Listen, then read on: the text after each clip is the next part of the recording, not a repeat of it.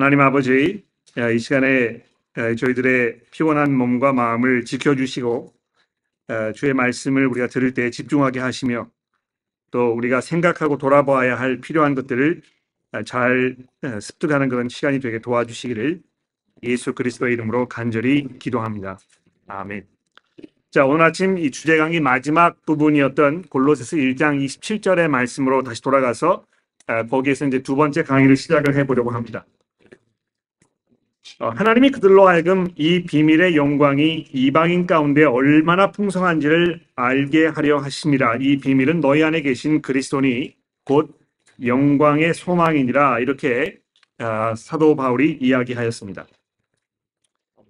그리스도께서 영광의 소망이라고 한 이 부분은 참으로 중요한, 그래서 우리가 잠시 멈추고 좀 깊이 한번 생각을 해봐야 할 그럴 구절임에 분명합니다. 우리가 이 부분을 좀 더 잘 이해하기 위해서 제가 몇 가지 여러분들에게 중요한 것들을 좀 말씀을 드려보도록 하죠. 첫째로 다시 사신 이 그리스도를 정의하는 한 가지 단어를 성경에서 뽑으라 한다면 아마 그 단어는 바로 영광이라는 단어가 아닐까 생각합니다. 영광의 이 사전적인 의미는 제가 찾아보니까 이 빛나고 아름다운 영예라 이렇게 되어 있습니다. 빛나고 아름다운 영예라. 어떤 그 특별한 업적이 있거나 아주 뛰어난 성과를 이루었을 때 명성 또는 칭찬, 칭송 이제 이런 거를 받게 되지 않습니까? 그런 거를 이제 영광이라고 한다는 것이죠. 또는 사람이나 어떤 사물이 본질적으로 안고 있는 그 훌륭함, 아주 그 특출함, 또 아름다움, 이런 것들을 말하는 것입니다. 그래서 젊은이들의 영광은 무엇이겠습니까? 젊음 그 자체가 그들의 영광이라는 것입니다. 이 힘과 아름다움, 늙지 않은 이 육체의 그 수려함, 이런 것이 젊은 사람들에게는 그들의 영광이 되는 것이죠. 영국을 방문했을 때 그 국왕의 근위병들이 탄 검은색 말이 있어요. 그 말들을 아주 가까이서 볼 수 있는 기회가 있었는데 그 말들을 보면 입에서 It's magnificent 하는 그 단어가, 그 말이 절로 나옵니다. 얼마나 그 말이 뛰어난 말들인지, 그 외모가 얼마나 그 위풍당당한지, 기품이 있는지, 아주 그 화려한 어떤 그 색으로 치장된 그 장식품들과 또 그 말 위에 앉아 있는 그 근위병들의 어떤 근엄함, 이런 모든 것들이 다 이렇게 막 섞여져 가지고요. 정말 그 말들의 위용을 드러내주고 있는데 바로 그것이 그 말들의 영광인 것입니다.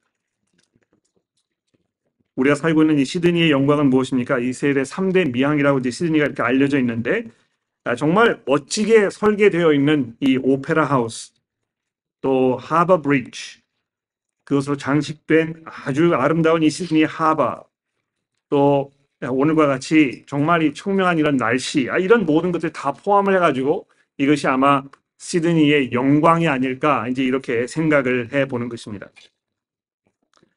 근데 성경에 보면 부활하신 예수께서 모든 영광 중에 가장 뛰어난 영광을 누리고 계신다고 말씀하고 있습니다. 여러분 그 마가복음 9장에 보시면 예수께서 돌아가시기 전에 그 부활하신 후에 누리실 그 영광스러운 모습을 베드로와 야고보와 요한 세 명의 제자들에게 잠깐 이렇게 보이셨던 그 장면이 등장하고 있습니다. 이 9장 2절에 보십시오. 엿새 후에 예수께서 베드로와 야고보와 요한을 데리고 따로 산에 올라가셨더니 그들 앞에서 변형되사 그 옷이 광채가 나며 세상에 빨래하는 자가 그렇게 희게 할 수 없을 만큼 매우 희어졌더라. 이제 이렇게 마가가 9장 2절과 3절에서 기록을 해두었습니다. 근데 여러분 이 변화산의 이 사건이 얼마나 그 기억에 남는 그런 사건이었는지 마가뿐만이 아니고요. 이 두 명의 나머지 공관복음 저자들인 마태와 누가도 이 사건을 자기들의 그 복음서에 기록을 하고 있다는 것입니다. 그러니까 시간이 없어서 뭐 마태복음에 있는 말씀은 제가 마태복음에 있는 말씀만 이제 추가적으로 살펴보도록 하겠는데 마태복음 7장 이 17절 말씀해 보시면 이렇게 되어 있습니다. 아마 그 성경에 안 올라가는 모양이죠, 그렇죠?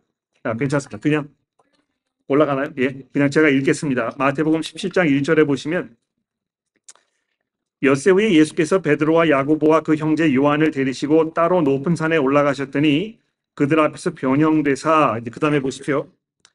그 얼굴이 해같이 빛나며 옷이 빛과 같이 희어졌더라. 이 마태의 이 증언에 보면 이 다른 저자들과 구별되는 한 점이 있는데요. 예수님의 어떤 그 입고 계신 옷이 더할 수 없이 아주 희어졌다 이렇게 이야기했을 뿐만이 아니고 예수께서 그 얼굴의 광채가 마치 태양과 같았다 이렇게 얘기하면서 어떤 예수님의 이 본질적인 이 변화에 대해서 마태가 이제 증거하고 있다는 것입니다. 물론 이런 말씀들은 부활하신 예수께서 어떤 영광을 누리고 계실지를 그저 부분적으로만 우리에게 설명해 주는 부분입니다. 그러니까 우리가 직접 육안으로 이제 그분을 배울 날이 될 텐데 그때에 우리가 느끼게 될 그분의 그 영광에 비하면 이렇게 글로 적혀 있는 이 설명 이것으로는 이제 모든 걸 다 설명할 수가 없어서 우리가 그저 부분적으로만 이것을 이런 것이겠구나 이제 짐작을 하게 된다는 것이죠. 근데 아마 그 요한계시록 1장에 보시면 이 부활의 몸으로 살아나신 예수께 대한 이 설명을 우리가 살펴볼 수 있는데요. 이 부분은 우리가 조금 이렇게 집어보고 넘어갈 만합니다. 요한이 이 반모섬에 유배되었을 때 그 앞에 나타나신 예수님의 모습을 요한이 어떻게 글로 설명해 놓았는지 잘 들어보십시오. 주의 날에 내가 성령에 감동되어 내 뒤에 나는 나팔 소리와 같은 큰 음성을 들으니 이르되 내가 보는 것을 두루마리에 써서 에베소, 서머나, 버가모, 두아디레아, 사레아, 빌라델피아, 라오디게아 등의 7 교회에 보내라 하시기로 몸을 돌이켜 내게 말한 음성을 알아보려고 돌이킬 때에 7 금 촛대를 보았는데 촛대 사이에 인자 같은 이가 발에 끌리는 옷을 입고 가슴에 금띠를 띠고 그의 머리와 털의 희기가 흰 양털 같고 눈 같으며 그의 눈은 불꽃 같고 그의 발은 풀무불에 단련된 빛난 주석 같고 그의 음성은 많은 물소리와 같으며 그의 오른손에 7 별이 있고 그의 입에서 좌우에 날선 검이 나오며 그의 얼굴은 해가 힘있게 비치는 것 같았더라. 내가 볼 때 그 앞에 엎드려 죽은 자 같이 되매 그가 오른손을 내게 얹고 이르시되 두려워 말하라. 나는 처음이요 마지막이니 곧 살아있는 자라. 내가 전에 죽었었노라. 볼지어다 이제 세세토록 살아있어 사망과 음부의 열쇠를 가졌노니 그러므로 내가 본 것과 지금 있는 이 장처될 일을 기록하라. 이렇게 예수께서 요한에게 명령하셨습니다. 자, 여기 보십시오. 여기 보시면 부활하신 예수 그리스도의 영광은 단지 어떤 그 외형적인 찬란함 거기에만 이제 국한되어 있지 아니하고 무엇을 설명하고 있습니까? 그분께서 누리시는 그 권세와 또 그분의 그 영향력 이것을 입에서 이 좌우에 날선 검이 나온다고 이렇게 설명하고 있습니다.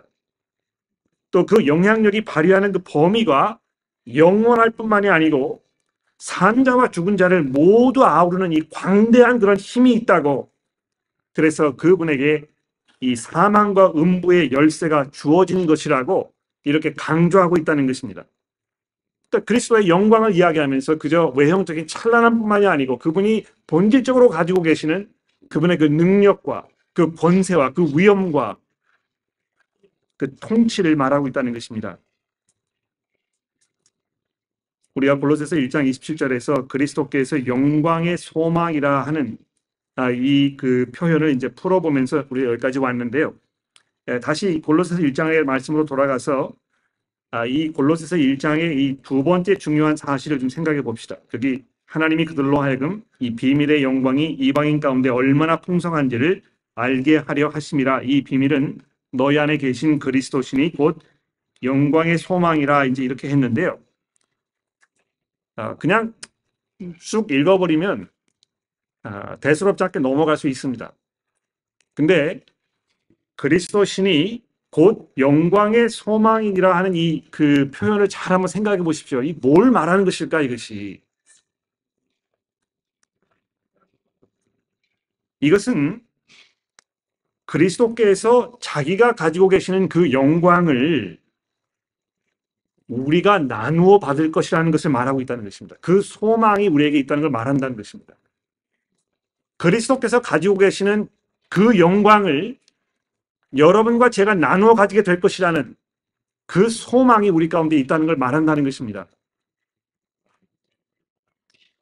이 비밀의 영광이 이방인 가운데 얼마나 풍성한지를 알리는 것이 하나님께서 바울에게 주셨던 사명인데요. 놀랍게도 이방인들마저도 하나님 앞에 아무런 자격이 없어서 하나님의 가족이 모여 사는 그 집에 대문 근처에까지 올 그런 자격조차 없었던 그런 여러분과 저를, 이방인과 같은 여러분과 저를 집 안으로 불러들이셔서 그 아들의 희생을 통해 우리를 양자로 삼으시고 그 아들께서 홀로 누리시기에 마땅한 아버지 하나님의 그 아들로 누리는 이 모든 영광을 우리로 나누어 갖게 하셨다는 것입니다. 물론 우리가 아직 육체적으로 부활하지 않았기 때문에 우리에게 나누어 주신 그 아들의 영광이 아직 완전하게 우리 모습 속에 드러나지 않습니다. 옆에 앉아 계시는 분을 이렇게 보십시오.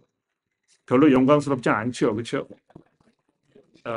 머리가 이렇게 좀 희끗희끗해졌거나 또 삶의 피곤에 쪄들어서 이렇게 뭐 자랑할 것이 없는 그런 초라한 모습으로 보이실지도 모르겠습니다.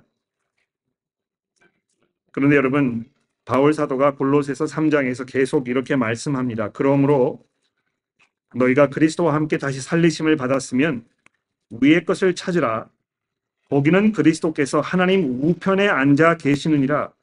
위의 것을 생각하고 땅의 것을 생각하지 말라. 이는 너희가 죽었고 너희 생명이 그리스도와 함께 하나님 안에 감추어져 있음이니라. 우리 생명이신 그리스도께서 나타나실 그 때에 너희도 뭐라고 되어 있습니까? 너희도 그와 함께 영광 중에 나타날 것이니라. 여러분, 이 마지막 부분, 그리스도께서 나타나실 그때에 너희도 그와 함께 영광 중에 나타나리라 하는 이 부분은 모르겠습니다. 여러분 어떨지 모르겠는데요. 제 마음에는 마치 이 거대한 폭풍이 막 불어 일어가지고요. 파도 치는 그런 대양의 그 상황을 연상시킵니다. 마음이 막 이렇게 요동치는 것입니다. 그와 함께 그분께서 누리시는 그 영광을 우리도 누리면서 그와 같은 모습으로 그분의 그 영광에 동참하여 그분의 권세와 그분의 영광과 그분의 능력과 그분의 위엄을 그 찬란한 모습을 우리도 드러나게 될 것이라고 사도 바울이 우리에게 약속해 주고 있다는 것입니다. 우리는 뭐 지금 나약하기 그지없습니다. 결함투성이이고 상처투성이입니다. 망가지고 부서져서 붕대를 감고 목발을 짚고 기부스를 상태로 간신히 하루하루를 견디어내고 있는 것처럼 보입니다. 근데 이것이 단순히 육체적으로만 그런 것이 아니고요. 우리의 마음과 정신도 그렇다는 것입니다. 염려와 불안이 떠나지 아니하고 늘 조바심을 안고 하루를 지내면서 언제 무슨 일이 벌어질지 몰라서 늘 움츠려 살고 있는 것이 여러분과 저의 현실인 것입니다.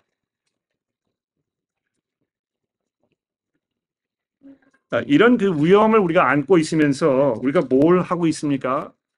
보통 사람들이 이런 상황에 놓이면 자기가 이제 그런 위험 속에 있다고 생각이 되면 어떻게 합니까? 뭐 이 운동을 열심히 해가지고 건강 관리를 잘 해서 긍정적인 사고 방식을 가지고 살도록 우리 스스로를 어떤 이 개발 훈련을 해야 되겠습니까?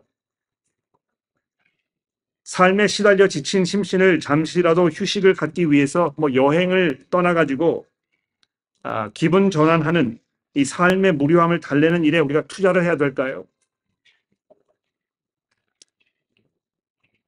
아닙니다. 우리가 복음을 통해 전해 들어 이미 알고 있는 우리 앞에 놓여 있는 이 우리의 영광의 소망을 우리 마음의 전면에 이 가장 앞부분에 끌어내야 하는 것입니다. 아마 이것이 뒤로 밀려가지고 마음 어디 한 구석인가 이렇게 간직되어 있는 것 같아요. 그리고 이 삶의 무게가 점점 짓눌러 오니까 다른 무게들이 계속 우리를 짓눌러 가지고 이 우리가 누리게 될 그 영광, 이것이 점점 기억이 희미해졌다는 것입니다. 근데 바울 사도가 디도서에서 기록한 이 말씀을 들어보십시오. 모든 사람에게 구원을 주시는 하나님의 은혜가 나타나 우리를 양육하시되 경건하지 않은 것과 이 세상 정욕을 다 버리고 신중함과 의로움과 경건함으로 이 세상에 살고 복스러운 소망과 우리의 크신 하나님 구주 예수 그리스도의 영광이 나타나심을 기다리게 하셨으니, 여기 이제 우리가 주목해야 할 이 부분은 이 13절의 이 말씀인데요. 개역개정 성경에 보시면 이 복스러운 소망과 우리 크신 하나님 구주 예수 그리스도의 영광이 나타나심, 이렇게 이제 두 가지로 분리를 해가지고 우리가 기다리는 것이 이제 두 가지라 이제 이렇게 번역을 해 놓은 것처럼 들립니다. 근데 이것은 원래 복스러운 또는 이 복된 소망, 즉 우리의 크신 하나님 구주 예수 그리스도의 영광이 마침내 드러날 그 날을 기다리며 살게 하셨으니, 이걸 말하는 것입니다. 여러분과 제가 누리는 그 복된 소망이 무엇이냐 하면 이 그리스도의 영광이 나타나는 그 날을 기다리는 이것이라는 것입니다. 하나님께서 자녀로 우리를 부르셔서 아버지로서의 우리의 그 양육을 맡으셨는데요. 우리를 돌보시고 잘 성장하여 어른다운 삶을 살도록 이끄시기 위해서 우리를 직접 가르쳐 주시는 이 중요한 그 교훈은 무엇입니까? 이 복된 소망을, 즉 영광으로 옷을 입으신 예수 그리스도께서 마침내 그 찬란한 모습을 남김없이 드러내시는 그 날을 여러분과 제가 기다리며 살아가도록 가르쳐 주신 것입니다.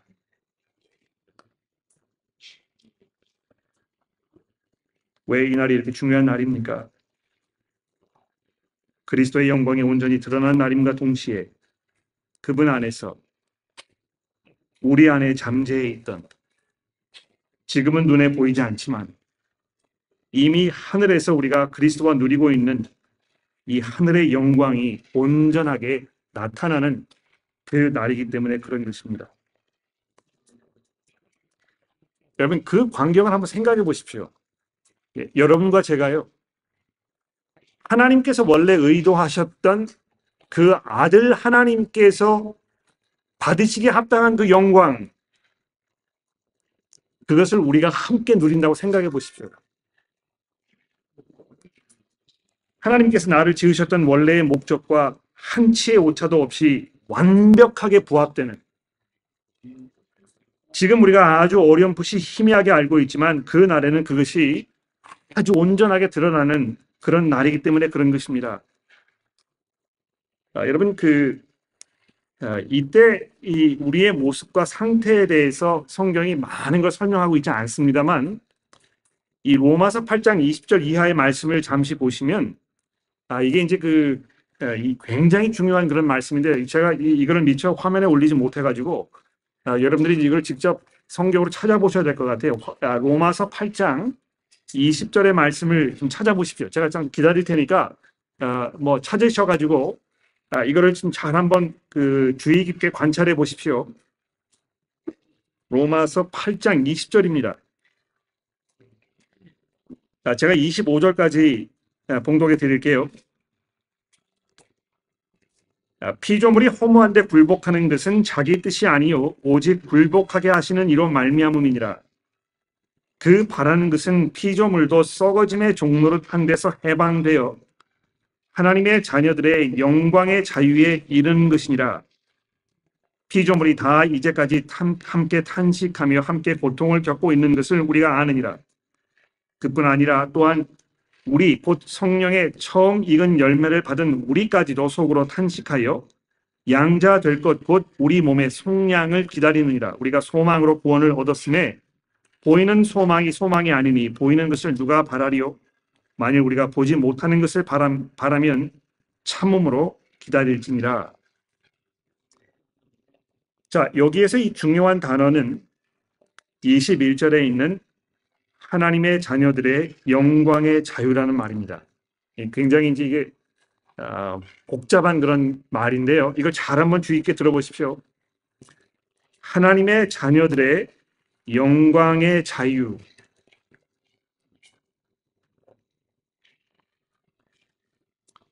하나님의 자녀들이기 때문에 누리게 될 그 영광스러움은 지금까지 종노릇하며 끌려가던 이 허약하고 보잘것없던 그 모습에서 참된 자유를 누리는 것에 있다고 말하고 있는 것입니다. 예. 여러분과 제가 누릴 그 영광에 대해서 생각해 보고 있는데요. 그 영광이라는 것은 더 이상 종노릇하지 않는, 그래서 해방을 온전하게 누리게 되는 그 상태라고 말하고 있다는 것입니다. 근데 여러분, 지금까지 우리의 자유를 박탈하고 우리를 노예처럼 끌고 다니면서 창피를 주어온 그 못된 주인을 21절에 무엇이라고 설명하고 있습니까? 우리가 누구에게 종이 되었다고요? 누구의 종노릇을 지금 하고 있는 것입니까? 누구에게 끌려다니고 있습니까? 우리가 얼마나 이 끌려다니면서 창피를 당하고 있는 것입니까? 썩어짐의 종노릇한 데서 해방되어 이렇게 되어 있습니다.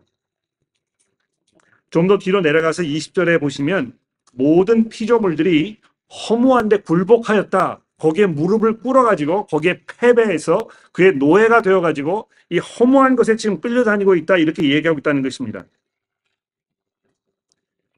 여러분, 이런 그 성경의 표현들이 우리가 지금 현재 우리의 삶을 어떤 시각으로 바라보아야 할지를 가르쳐주는 아주 중요한 단어들입니다. 이거 이제 여러분 잘 이해하셔야 되는데요. 썩어 없어질 것에 불과한 것들을 붙잡고 놓지 못할 뿐만이 아니고 그것들에 휘둘려서 끌려가는 초라하기 그지없는 우리의 삶, 정말 아무런 의미도 찾을 수 없는 허무한 것들 뿐인데 마치 거기에서 무엇인가 의미를 찾아보려고 발버둥치는 그 모습으로부터 여러분과 제가 해방된다는 것입니다. 그래서 죄송합니다. 이것도 이제 화면에 제가 올리지 못했는데요. 고린도전서 15장 25절 이하에서 보시면 사도 바울이 고린도전서 15장 52절입니다. 그리스도의 영광이 나타나고 그와 함께 우리의 영광의 그 실체가 드러나는 순간이 되었을 때를 이렇게 설명합니다. 나팔 소리가 나며 죽은 자들이 썩어지지 아니할 것으로 다시 살아나고 썩어지지 아니할 것으로 다시 살아나며 우리도 변화되리라. 이 썩을 것이 반드시 썩지 아니할 것을 입겠고 이 죽을 것이 죽지 아니함을 입으리로다. 이 썩을 것이 썩지 아니함을 입고 이 죽을 것이 죽지 아니함을 입을 때에는 사망을 삼키고 이기리라 기록된 말씀이 이루어지리라. 사망아 너의 승리가 어디 있느냐? 사망아 내 쏘는 것이 어디 있느냐? 그렇습니다, 여러분. 그 날이 되었을 때 우리는 더 이상 내 존재의 의미가 무엇인지를 궁금해하지 않을 것이며 내가 앞으로 무엇을 해야 의미 있는 삶을 살 수 있을까 고민하지 않을 것이며 쓸데없는 일에 시간을 낭비하지 않을 것이며 분명히 우리를 실망시킬 일인데도 그것을 모르고 섣불리 달려들었다가 낭패를 보는 그 씁쓸함을 경험하지 않을 것이며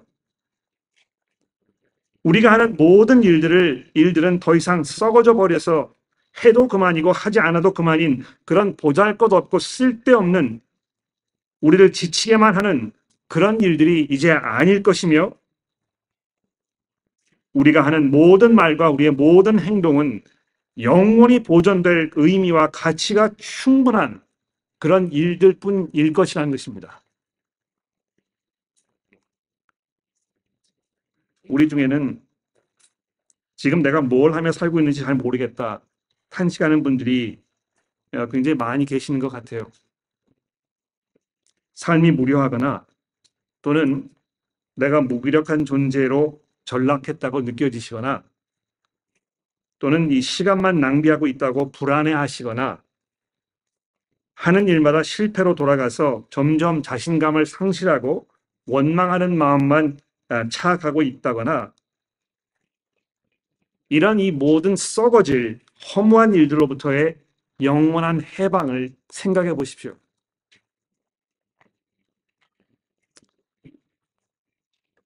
그러니 이 시점에서 우리는 이제 이 질문을 우리 스스로에게 물어보지 않을 수 없습니다. 그리스도께서 모든 영광 중에 나타나실 그 날이 과연 우리 마음속에 어디쯤에 있는지 한번 찾아보십시오. 마치 여기 이제 그런 분 계시는지 모르겠는데 신혼 때 시부모님으로부터 받은 한복 그 받으신 분들 계세요? 시부모님으로부터 한복 받으신 분들. 그 이제 감사한 마음으로 받았는데요. 고이 접어서 장롱 깊은 곳 어디인가 잘 모셔두었다는 것입니다. 예, 감사한 마음은 있지만 입기는 좀 그런 그렇죠?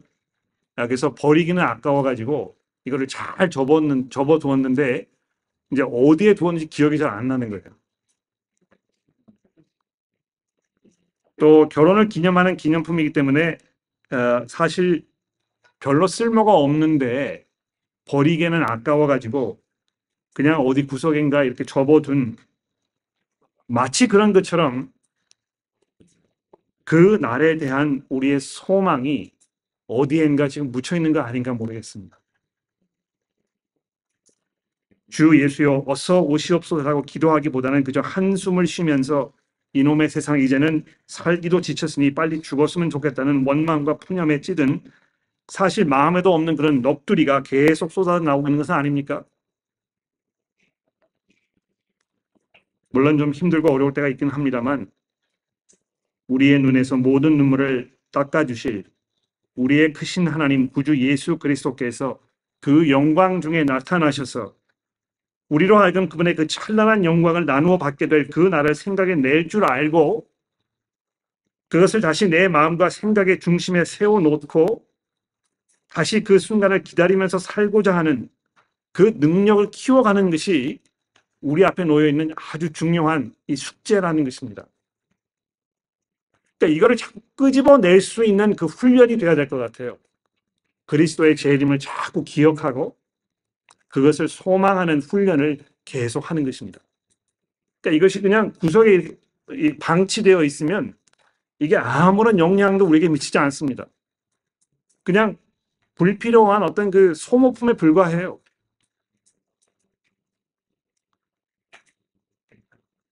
그런데 히브리서 저자가 어떤 말씀을 우리를 격려하고 있는지 들어보십시오. 히브리서 9장 23절 말씀입니다.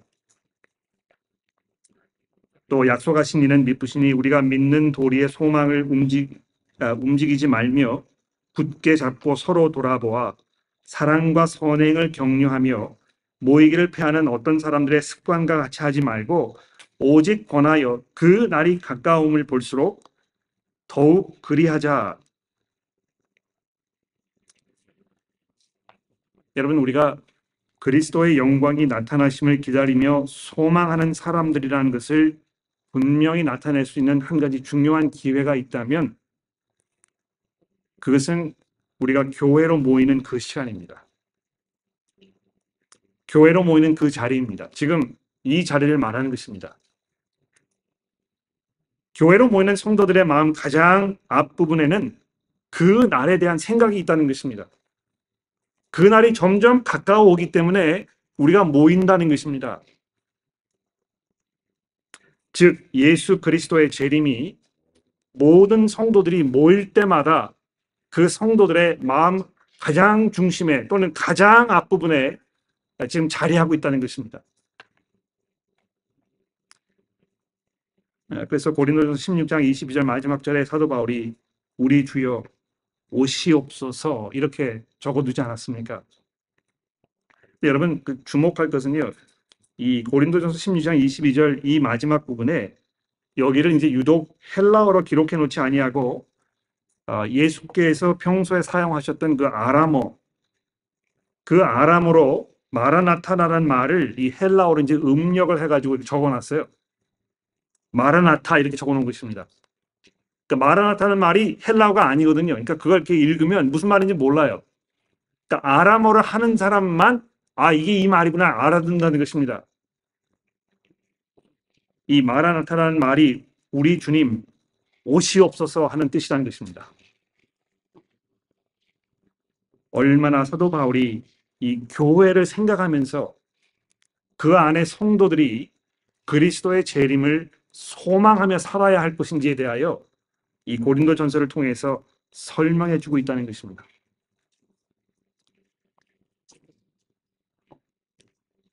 지금 우리는 우리의 소망이 그리스도와 별개로 따로 존재하거나 따로 분리되어 존재하는 무엇이 아니라 그리스도의 영광과 불가분의 관계로 연결되어 있어서 우리가 소망하는 바가 무엇인지, 그 소망의 실체가 무엇인지 분명하게 알기 위하여는 부활하신 그리스도께서 누리고 계시는 그 영광의 실체가 무엇인지를 잘 이해하고 그것을 우리 마음 가장 앞부분에 내놓아야 한다는, 이거를 제가 지금 말씀드리고 있는 중에 있습니다. 여러분, 이 사실을 바울 사도가 로마서에서 다음과 같이 설명하는 이 부분을 잘 들어보십시오. 이게 이제 조금 복잡한 말이긴 한데요. 중요한 말씀이기 때문에 제가 이걸 좀 읽어드리도록 하겠습니다. 이 로마서 5장에 있는 말씀인데,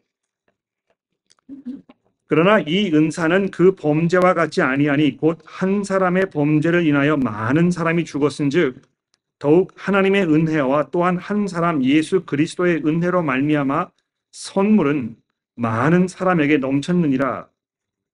또 이 선물은 범죄한 한 사람으로 말미암은 것과 같지 아니하니 심판은 한 사람으로 말미암아 정죄에 이르렀으나 은사는 많은 범죄로 말미암아 의롭다 하심의 이름이니라. 이 한 사람의 범죄로 말미암아 사망이 그 한 사람을 통하여 왕노릇하였은즉 더욱 은혜와 의의 선물을 넘치게 받은 자들은 한 번 예수 그리스도를 통하여 생명 안에서 왕노릇하리로다. 여러 가지 복잡한 그런 설명들이 담겨 있습니다만, 제가 여기에서 여러분들에게 주목하시라고 말씀드리고 싶은 것은 17절에 한 사람의 범죄로 말미암아 사망이 그 한 사람을 통하여 왕노릇하였다는 것과, 그렇죠? 왕노릇했단 말이 뭡니까? 왕처럼 모든 것을 휘어잡고 다스리게 되었다는 것입니다. 모든 사람들이 그 앞에 꿇어 엎드려서 굴복할 수밖에 없었게 되었다는 것입니다. 바로 그것이 이 한 사람의 실수로 인하여, 그 범죄로 인하여 그렇게 되었다는 것이죠. 그 사람을 통해서 모든 사람이 이 사망의 노예가 되는, 그 사망 앞에 무릎을 꿇어야 하는 그런 상황이 되었다면 더욱 은혜와 의의 선물을 넘치게 받은 자들, 여러분과 저를 말하는 것입니다. 한 분 그리스도를 통하여 생명 안에서 뭐라고 되어 있습니까? 왕 앞에서 노예로 살던 여러분과 제가 그리스도 예수를 통하여 생명 안에서 왕노릇하게 될 것이라고.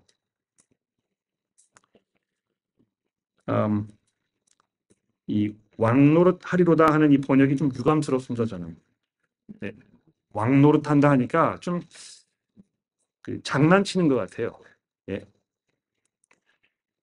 다스리로다 이렇게 했으면 더 좋지 않았을까 생각이 되는데요. 이 부활하신 그리스도께서 하나님의 아들로 선포되셨다고 이제 로마서에서 이야기하면서 하나님의 아들의 그 가장 중요한 개념인 그분의 그 왕권을 얘기하고 있습니다. 예, 부활하신 그리스도께서 성경에 왕으로 선포되셨다는 것입니다. 모든 능력과 권세를 손에 쥐고 계시는 그 누구도 대적할 수 없는,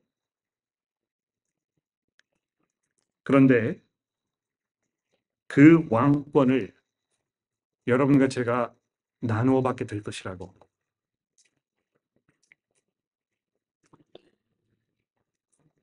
여러분 마음과 생각을 새롭게 정리해 보십시오. 베드로 사도가 베드로전서 1장에서 기록한 말씀을 기억하십시오. 우리 주 예수 그리스도의 아버지 하나님을 찬송하리로다. 그 많으신 긍휼대로 예수 그리스도를 죽은 자 가운데 부활하게 하심으로 말미암아 우리를 거듭나게 하사 산 소망이 있게 하시며 썩지 않고 더럽혀지지 않고 쇠하지 아니하는 유업을 입게 하시나니 곧 너희를 위하여 하늘에 간직하신 것이라. 이 말씀이 우리에게 당부하고 있는 바와 같이 위의 것을 찾으십시오. 하나님께서 하늘에 우리를 위해 쌓아두신 그 소망을 바라보며 그것을 기다리며 매일을 살아가십시오. 땅에 속한 것들 곧 썩고 더럽혀지며 소멸되어 나중에 그 흔적조차 찾을 수 없어서 그저 일시적에 국한되어 있는 것에 몰두하지 말고 그런 것에 사로잡혀서 거기에 치여서 마치 우리의 삶을 다스리는 주권자들처럼 그런 것들 여기지 말고 산 소망 안에서 우리의 영광의 소망이신 그리스도 그분을 마음 맨 앞자리에 두라는 것입니다.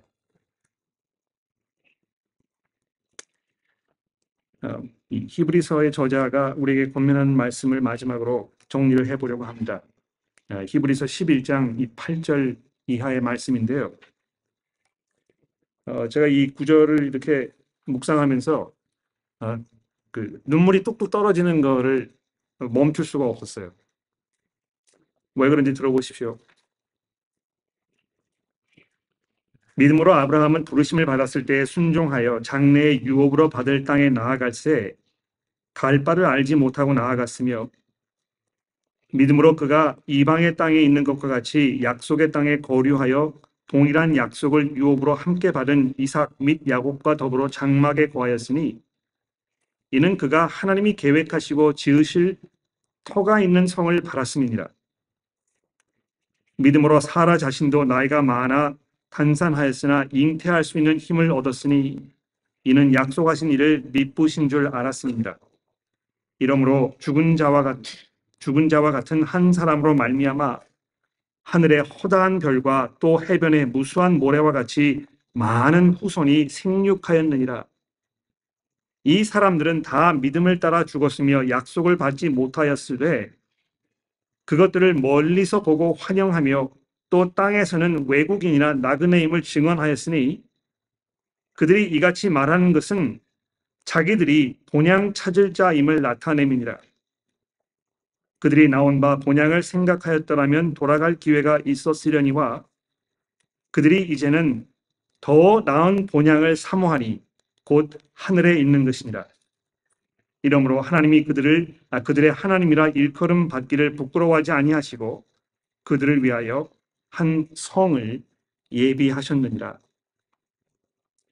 여러분 여기 몇 가지 주목해야 할 이 중요한 부분들을 보십시오.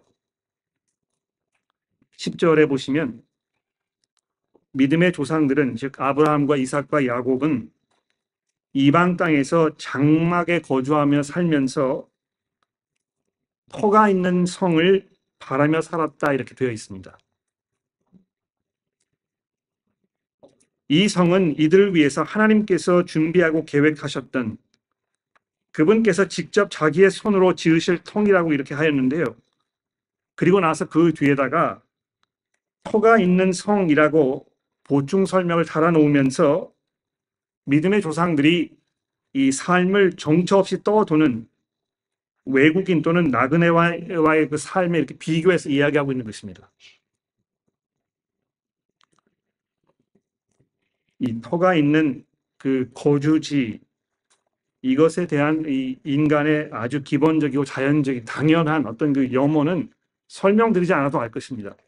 내가 거주할 곳이 없을 때, 내가 오늘 어디에서 밤을 보내야 될지 분명하지 않을 때 느끼는 그 불안함, 이런 것을 겪어본 사람들이면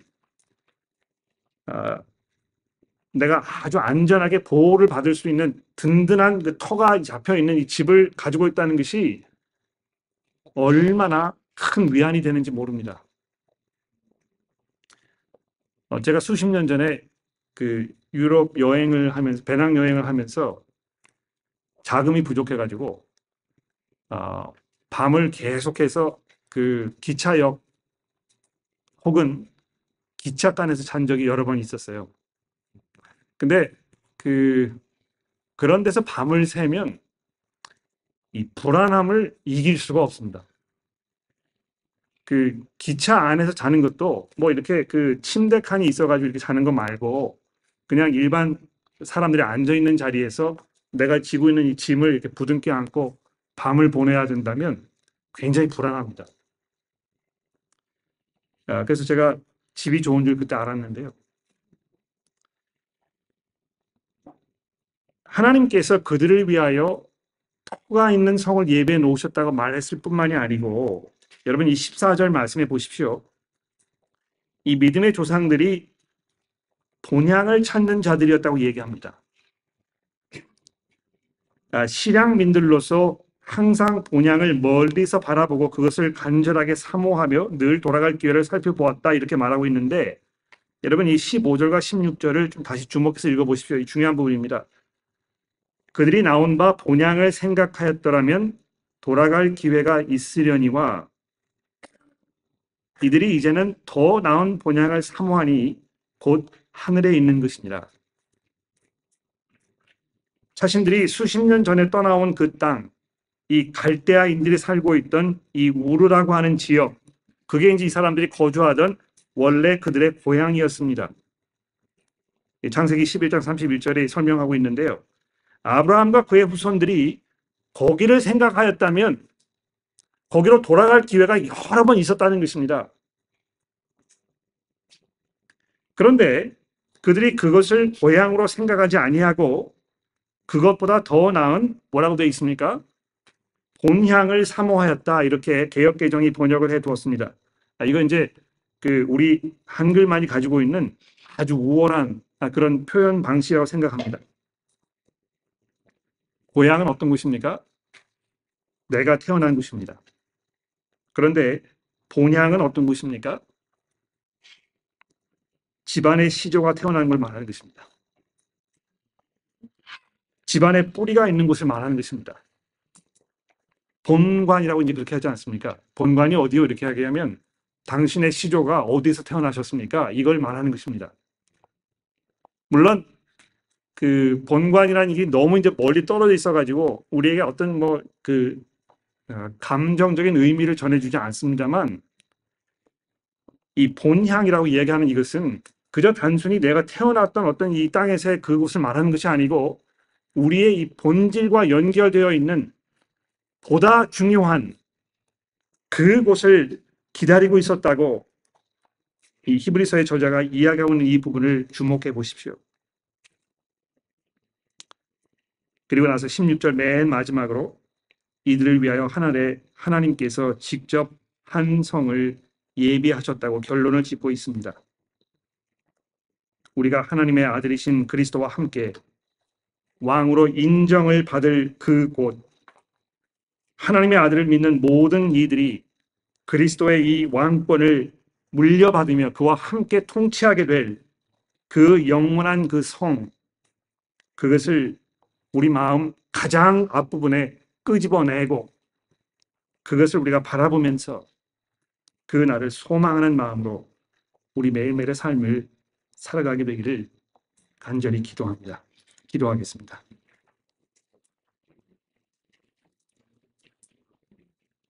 Sorry, could you say that again? 하나님 아버지, 그리스도의 나타나심을 저희가 기다립니다.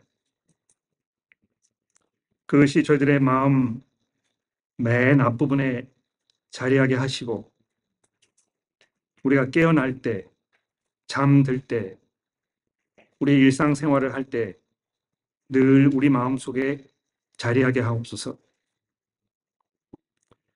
우리의 기도 속에 주 예수여 어서 오시옵소서 하는 간구가 자연히 흘러나오게 하시고 정말 우리가 그것을 바라보며 살게 하셔서 그 날이 되었을 때 누리는 그 아들의 영광을 우리도 누릴 수 있게 하여 주옵소서. 하나님이여, 저희들은 허약하고 부족하며 초라하기 그지없어 이 땅에서의 삶이 고통스럽고 짐이 되며 낙이 없는 것을 고백합니다. 부질없는 것을, 썩어 없어질 것을 마치 삶의 의미인 것처럼 붙잡으면서 거기에 몰두하는 이 어리석은 삶을 과감하게 던져버리게 하시고 세상을 바로 바라보며 하나님의 영원하신 나라를 마음속에 깊이 소망하는 우리 모두가 될 수 있도록 도와주시기를 예수 그리스도의 이름으로 간절히 기도합니다. 아멘.